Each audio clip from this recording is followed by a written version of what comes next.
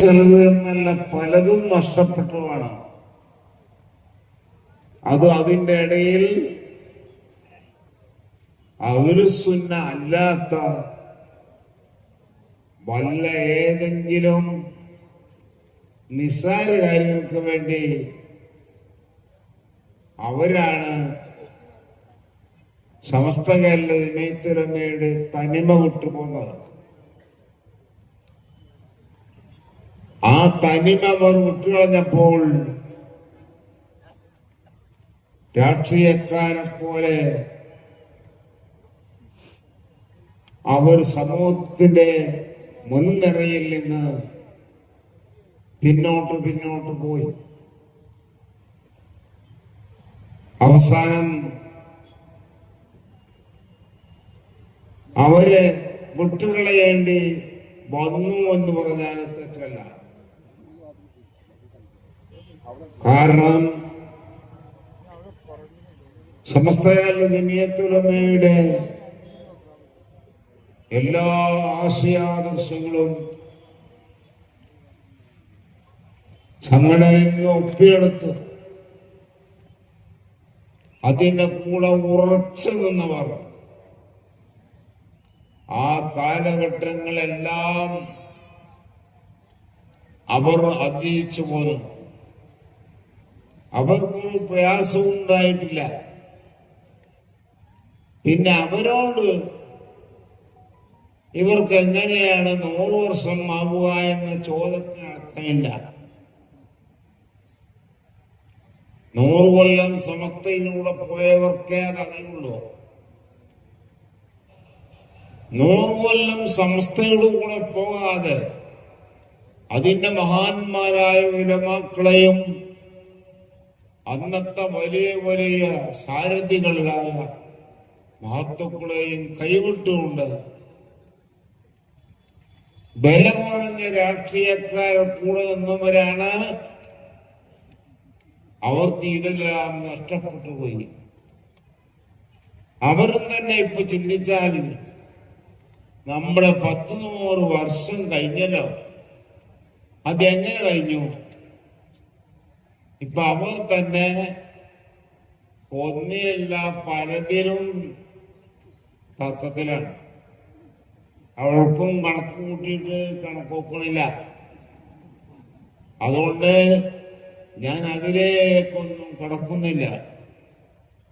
ഇതെല്ലാം ചോദിക്കുന്നവർ ആദ്യം ഇതൊക്കൊന്ന് സമസ്തയുടെ ചരിത്രം ഒന്ന് വായിച്ച് നോക്കുകയോ ചോദിച്ചു പഠിക്കുകയൊക്കെ ചെയ്താൽ സമസ്ത കേരള ജമീയത്തുലമയുടെ സംഭവങ്ങൾ എന്താണെന്ന് മനസ്സിലാക്കിയാൽ ഈ വക ചോദ്യങ്ങളൊന്നും വരില്ല. എന്താണ് ഈ സമസ്ത എന്നറിയാത്ത ചിലർ സമസ്തയെ കുറിച്ച് പഠിക്കാൻ നിന്നാൽ പറയാൻ നിന്നാൽ അങ്ങനെയൊക്കെ തന്നെയാണ്. ഈ കാലം വരെ സമസ്തയുമായി ഒരു ബന്ധവുമില്ലാത്ത ആളുകൾ പിന്നെ സമസ്തയുടെ സ്ഥാനങ്ങളിലേക്ക് കയറി വന്നാൽ അവർക്ക് എന്തിനെ കുറിച്ച് അറിയാം? അവർക്ക് എന്തിനെ കുറിച്ചാണ് പറയാൻ ധൈര്യമുണ്ടാവുക? ഈ കാലം വരെ ഒന്നും സമസ്തന്റെ ഒരു ഏട്ടിനും പാട്ടിലും ഇല്ല. സമസ്തന്റെ കഴിഞ്ഞ കാല ചരിത്രമൊന്നും അറിയില്ല. സമസ്തയുമായ ഒരു ബന്ധവുമില്ല.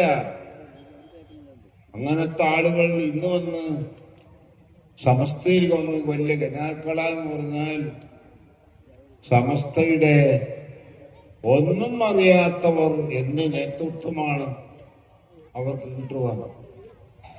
ഇതാണ് ഇവിടെ ഉള്ളത്. ഇതൊക്കെ മനസ്സിലാക്കിയിട്ട് വേണം സമസ്തന്റെ പ്രസിഡന്റ്, സെക്രട്ടറി ആരെങ്കിലും ആയാൽ സമസ്തയുടെ ഒരു ചരിത്രവും പറയാൻ കിട്ടില്ല. അതുകൊണ്ട് സമസ്തയുടെ ചരിത്രം മുൻകാല ചരിത്രമൊന്നും വേണ്ട. ഈ സമസ്ത കേരള ജമീയത്തുൽ ഉലമ എന്ന് പറയുന്നത് അതിന്റെ ആശയം ആദർശം എന്താണെന്ന് മനസ്സിലാക്കിയാൽ തന്നെ മതി. അത് മനസ്സിലാക്കാൻ വരെ കഴിയാത്ത ഒരു സമസ്തയുടെ ആളുകളായി അതിന്റെ നേതൃസ്ഥാനത്ത് പ്രവർത്തിക്കുന്നവർ ഒക്കെ പറഞ്ഞാൽ എന്താണ് അതിനൊക്കെ നാം പറയേണ്ടത്?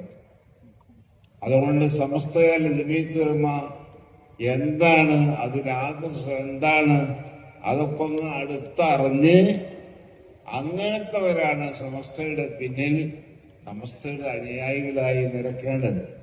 സമസ്തയുടെ അനുയായികൾ എന്ന് പറയാൻ സമസ്ത എന്തിനാണ് ഇവിടെ നിലകൊള്ളുന്നത്, അതിനാശയം ആദർശം എന്താണ് എന്ന് ഇന്ന് വരെ പഠിക്കാൻ പോലും തയ്യാറാവാത്തവരാണ് സമസ്ത വലിയ സംഗതിയായി പ്രസംഗിക്കുന്നത്.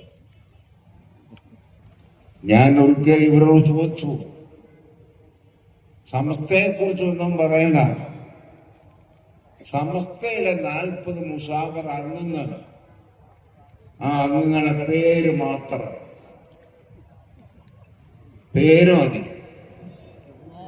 ആൾക്കാരുടെ ഇടയിൽ വെച്ച് പറയാൻ കഴിയും. എല്ലാ രാഷ്ട്രീയ നേതാക്കളെയും ഒക്കെ കൂട്ടിയാൽ തന്നെയും സമസ്തയുടെ നേതൃസ്ഥാനത്തുള്ള ആലിമിനെ കുറിച്ച് പറയാൻ നിങ്ങൾക്ക് കഴിയില്ല. ഒരുമാക്കളുള്ള മഹാന്മാരായ വലിയ വലിയ ഉസ്താദുമാർ, ആലിമ്യങ്ങൾ, ആരിഫ്യങ്ങൾ അടക്കുന്നതിൽപ്പെടും. അങ്ങനത്തെ വലിയ മഹത്വമുള്ളവർ ഒരുമിച്ച് കൂടിയ ഒരു വലിയ സംഘടനയാണ് സമസ്തയിൽ ജമീഅത്തുൽ ഉലമ. ആ ജമീഅത്തുൽ ഉലമയുടെ നേതൃത്വം ഇന്നുള്ള നേതാക്കൾ ഇവിടെ ഇരിക്കുന്നു. ബഹുമാനമുള്ള സുൽത്താനുൽ ഉലമ, ആ ഉസ്താദിനെ പോലെ ഒരാളെ കാഴ്ചവെക്കാൻ നിങ്ങൾക്ക് കഴിയുമോ? പേര് പറയാൻ കഴിയുമോ? അങ്ങനത്തെ ഉസ്താദുമാർ, അത്രയും വലിയ വലിയ മഹത്തുക്കളെ അല്ലാഹു നമുക്ക് കനിഞ്ഞ് ആ എണ്ണത്തിന് നാം ശുക്ർ ചെയ്യണം. അവരാണ് നമ്മളെ ആലിമീങ്ങൾ. അവർ പറയുന്നത് നാം സ്വീകരിക്കണം.